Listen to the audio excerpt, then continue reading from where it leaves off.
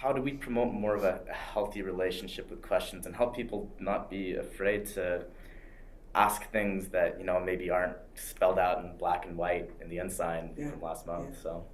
Yeah, I had a great experience in my high priest quorum, back when we had high priest quorum.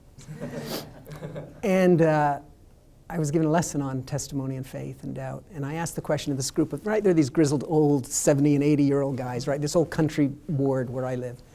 And I asked, how many of you have had a really genuine revelatory experience, like the scriptures defined, where this burning in your bosom took place and you felt, I know? And not a hand went up. And it was the most remarkable thing, because as they saw no one's hands were going up, they kind of went, oh, you haven't either? Because I haven't either. I thought I was doing something. Well, you haven't? Oh, it was pretty soon they were celebrating the fact that, okay, that wasn't where I wanted to go with it. But there was this moment where they suddenly realized, I'm not alone.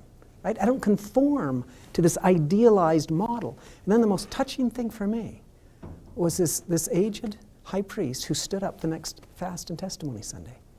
And he stood up at the pulpit and gave the most beautiful testimony I'd heard in the Word.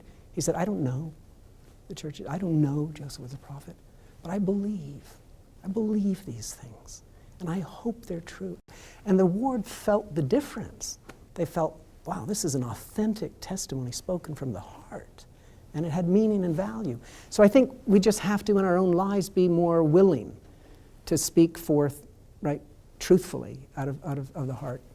And I think we'll find that we empower others around us to be liberated from the conventions and expectations that they've been subject to.